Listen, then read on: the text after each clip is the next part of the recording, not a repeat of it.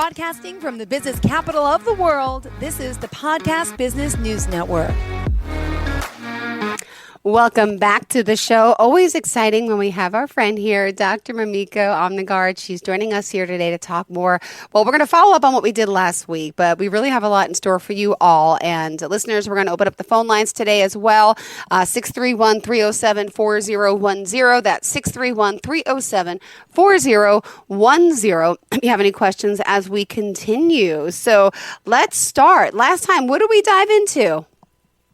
Well, last time we were talking about unhealthy love characteristics. And so for those of people that had gotten confused by the long list, and I'm talking about a list of about 40, 50 different characteristics of unhealthy, and also for new listeners, let me just briefly go through some of them so that when we talk about unhealthy relationships, that's a big category. And there are certain behaviors that go along, such as being emotionally, verbally abused by your partner, and physical abuse as well. But there can be criticism. There can be put downs. That person can be too controlling, jealous. And you can't trust that person because he or she will cheat on you and lie about it, and then will minimize, ridicule your feelings, and is possessive and jealous, so that your circle of friends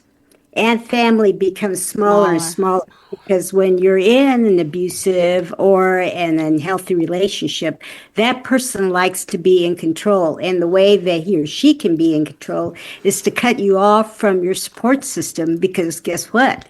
Your support system might say, this person isn't the right person for you. Look what he's doing to you. Look how you've changed since you've been in this relationship. And so there's a lot of things that are a cluster of characteristics that points to what your partner is doing.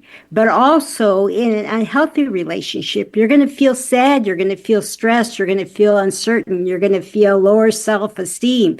It's going to be hard for you to focus. And sometimes all you can think about is this partner that's putting you down, how you can please him, how you can change, how you can be more of that person that you are striving to be, to just keep the peace. And so you find yourself being like the rescuer and caretaker and trying to change, and then those emotions really well up. And so you find it hard to trust your own feelings because you feel like you really are starting to fall in love with this person. But at the same time, the people around you are saying, no, this is not a healthy relationship. And one of the big hallmarks, besides that, the interactions, is that communication pattern, because your partner doesn't get you. And it's that partner then tries to change your feelings or makes you seem like you're crazy. It's that gaslighting thing, or tries to blame you for all the problems. And so you might feel trapped. You feel like it's harder to trust your feelings. And you get into a big conflict, and there can be great frequency and depth of arguments that take place. So it's not just one indicator. It's a multitude. And the one way you can test it out is to say, okay, how am I feeling? Am I feeling energized? Am I, feeling like I'm really in love? And because if you are, then you have a partner that supports you and you feel energetic, you feel optimistic in terms of facing each day. But this way, in an unhealthy relationship, you feel like all the burden is on your shoulders. So it's not just one symptom, it's the complex, the conglomerate of behaviors and the way that person treats you and how you feel inside. Beautiful. Exactly. And again, if you are just tuning in, Dr. Mamiko, congratulations again. She's our professional of the year here, and we're excited to have you all here. Hopefully tune in today and chat with us. The line's open, 631-307-4010. Maybe people have some questions, right? That's right. Exactly. Because one of the things that we'd love to hear from the listeners is, what sort of partners have you attracted? or are attracting? Is it a pattern? Is it a consistent pattern? So as an example, the people that you end up attracting have some sort of substance abuse disorder, or are they neglecting your feelings? Do they put you down? Do they have the inability to really understand and get you, or not be able to get close to you? And so that's why I'd really like to hear some of the concerns that you have about the type of person that you're attracting, so that, we could have a real discussion and you can feel like there is light at the end of the tunnel. There's some actual steps that you can take to make healthier decisions, to have better relationships.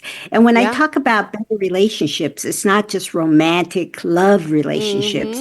It's also with family as well as friends. And, I was just going to say, you are your best self, tell us you're some of gonna these be red flags. elevating It's those romantic and friendships we're talking about here. Yep.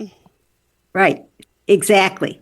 So that's why, it's so important for us to notice the type of patterns of the people that are attracting. Are they using us? And once we fulfill their needs, they're off, and, they ignore us, they forget about us. We're not a priority in our lives. So, what I want you to be really honest with yourself is to see and ask yourself, who am I attracting? And am I just settling so that I'm in a relationship? So let me talk about that part, because there's a whole group of us that get into what's called addictive love relationships. So this addictive love relationship is just as strong as chemical dependency. And when somebody has broken up with a partner, they'll be crying, they'll be sad, and all of that. But they'll also talk about how their stomach hurts or how their heart actually aches.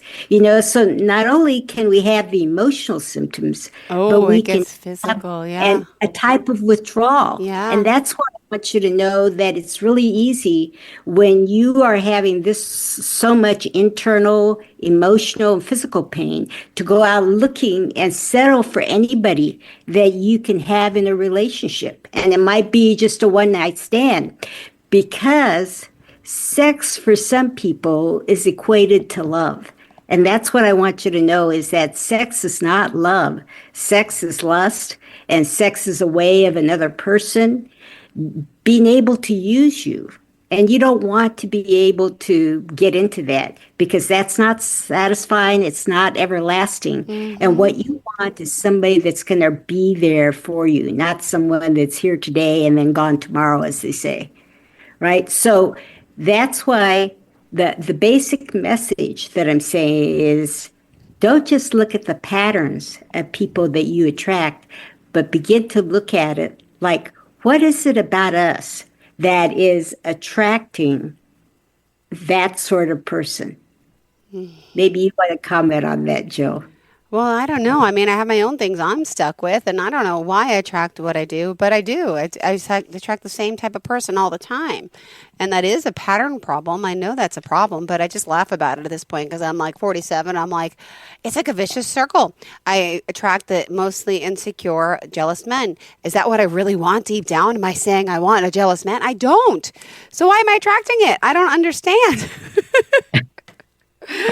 What am I doing wrong? Well, what am I supposed to be doing? Well, and this is where your friends and family really can't help you. No. Because if you're attracting those sorts of men that are insecure and all that, then they're going to demand more and more and more of you. And then you begin to lose yourself. Yeah. But not only that, it's like one dysfunctional pattern starts, and then it begins to mushroom.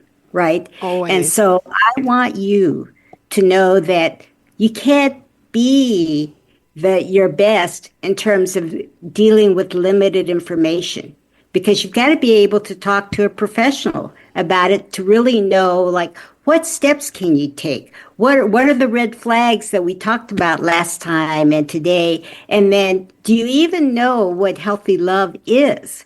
Because Yeah. so many of us grew up in families that were dysfunctional, and so we knew what true love really is, what it feels like.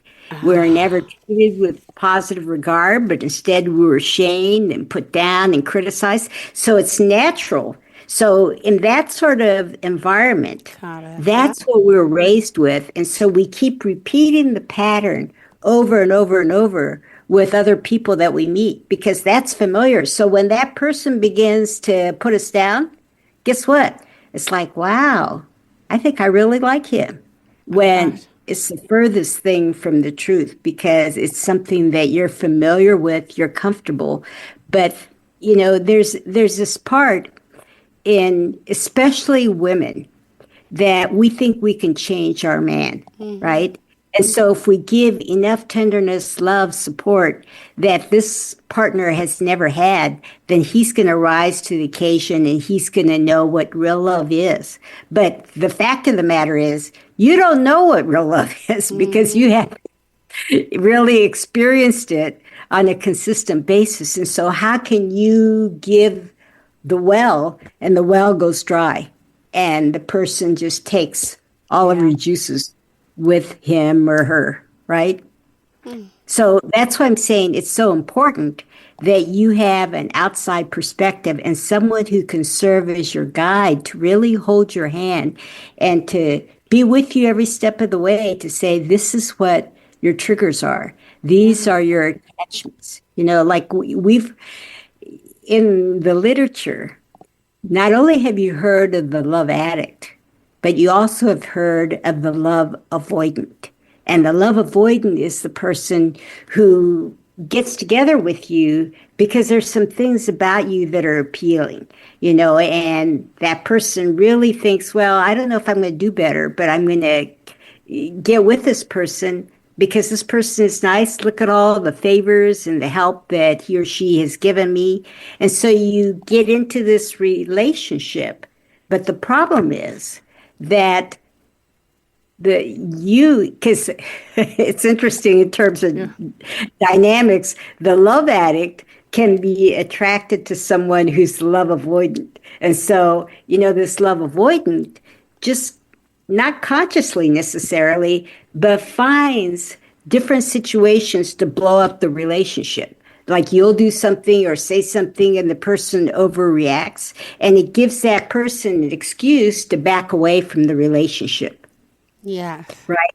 And so then, being the love addict, he or she's going to get into addictive behaviors, primarily, sexual and physical, stimulation and contact. And so they're out hanging at the bars or, whatever as a way to meet other people. And then this whole cycle keeps returning of that person being attracted to someone else who is not available. Because at the bottom of all this is a fear of intimacy for the love avoidant.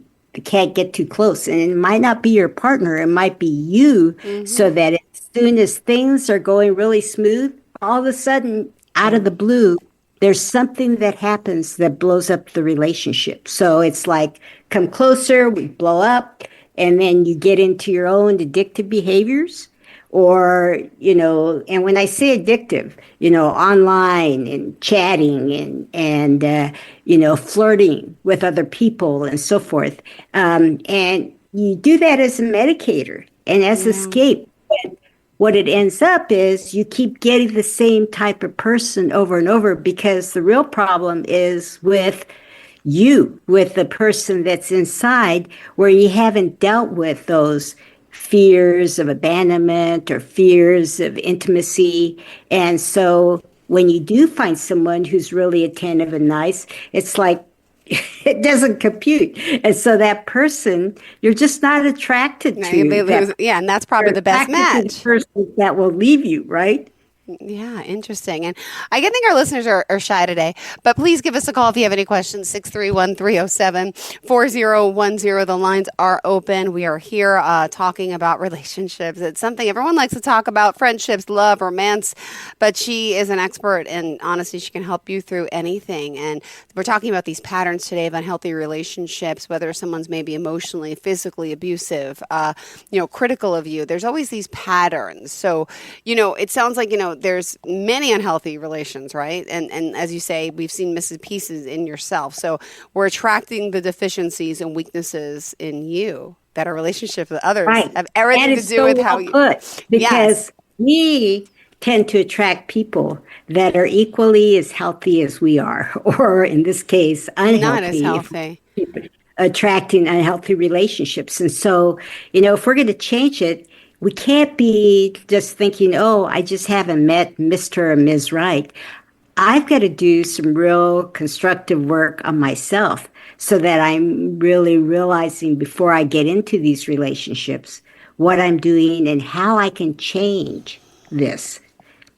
So, at the very beginning of these podcasts, I had talked about beliefs and feelings, and that's something that I want you to be aware of, is that sometimes we carry beliefs that really, trip us up because we think that we're unworthy or we're not attractive or nobody's going to love us. And so we're ready to just accept the scraps of any relationship. And I'm just saying to you, you deserve the best that life has to offer. Don't settle. Don't just accept whatever is left over. And a lot of, our listeners could make this excuse like, well, you know what? All the good ones are taken. I'm in my 40s, I'm in my 50s, so forth, or the people that I know are divorced, or the people that I know that really, I'm attracted to are already attached. So there are a lot of people out there that are healthy.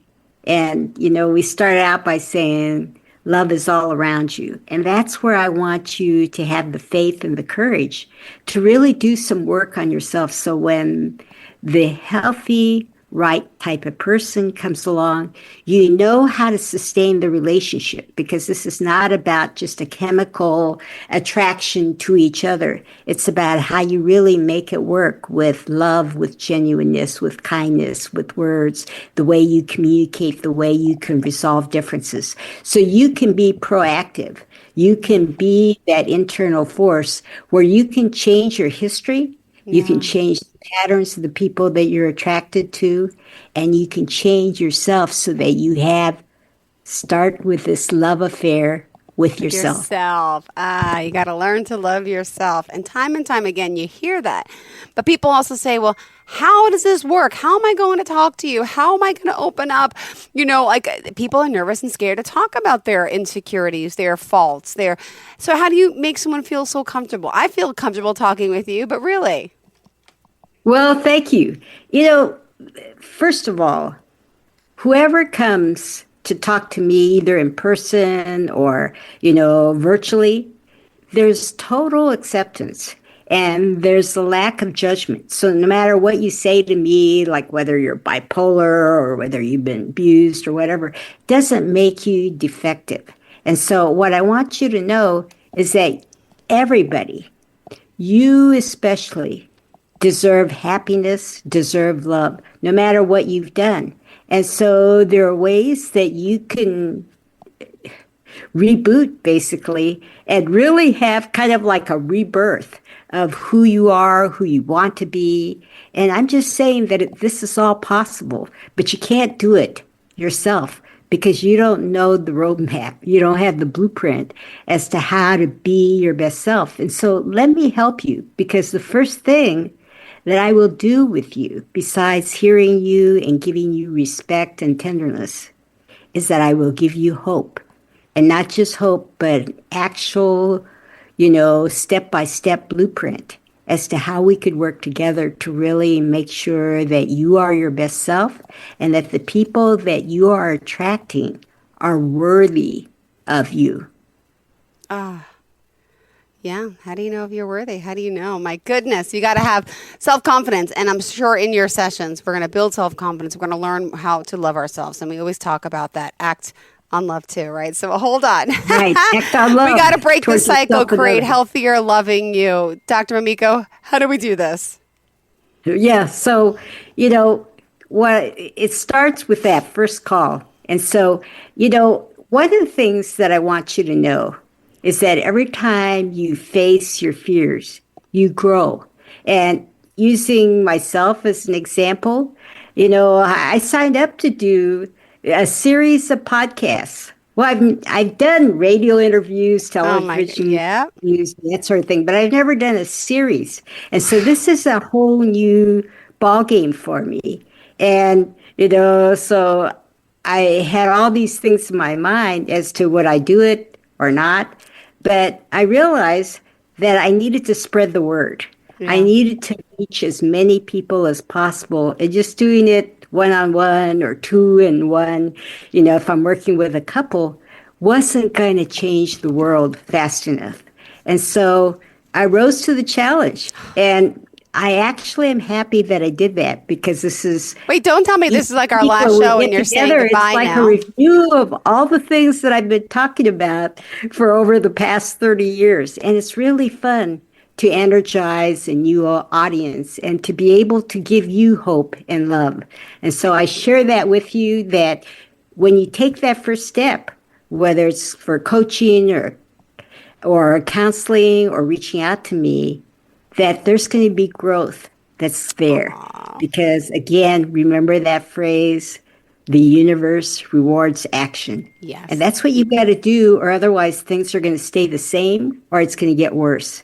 And I want you to be the best agent of change for yourself. Oh, my goodness. Well, thank you so much. But are you saying this is our last podcast? No. Oh, okay. I was like, I didn't know. All right, but I'm just saying that's the way to get started. Good. Because, well, thank you so what much. I'm doing is, with the podcast, I'm doing bits and pieces. And I'm talking to a general audience. But it's very different when I talk with couples absolutely. One-on-one because everything that I do is totally customized. Mm-hmm. And I want to know about you. I want to know about your history. I want to know about, your hopes and dreams as well as your pain. Because living in pain and suffering is optional. You don't have to do that. All right. Thank you so much. Dr. Mamiko, one more time, how do we contact you? Yes, so just go to www.actonlove.com. Actonlove.com. You'll see my phone number. It's toll free, and you can leave a voicemail, and then you can leave me times as to when we can connect with each other. And I promise you that I will spend as much time as needed so that we can truly have a connection and that you can have some concrete steps of growing and being your best self. Thank you so much, sweetheart. Enjoy the rest of the day. We appreciate you. Bye-bye. Thank you.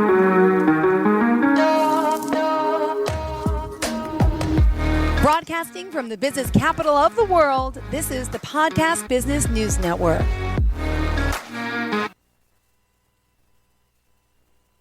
Adopt US Kids presents What to Expect When You're Expecting. A teenager. Learning the lingo. Today I'm going to help parents translate teen slang. Now, when a teen says something is on fleek, it's exactly like saying, that's rad. It simply means that something is awesome or cool. Another one is totes. It's exactly like saying, totally, just shorter. As in, I totes love going to the mall with Becca. Another word you might hear is jelly. Jelly is a shorter, better way to say jealous. As in, Chloe, I am like so jelly of your unicorn phone case. You don't have to speak teen to be a perfect parent. Thousands of teens in foster care will think you're, rad just the same. To learn more, visit adoptuskids.org. A public service announcement brought to you by the U.S. Department of Health and Human Services, Adopt U.S. Kids, and the Ad Council.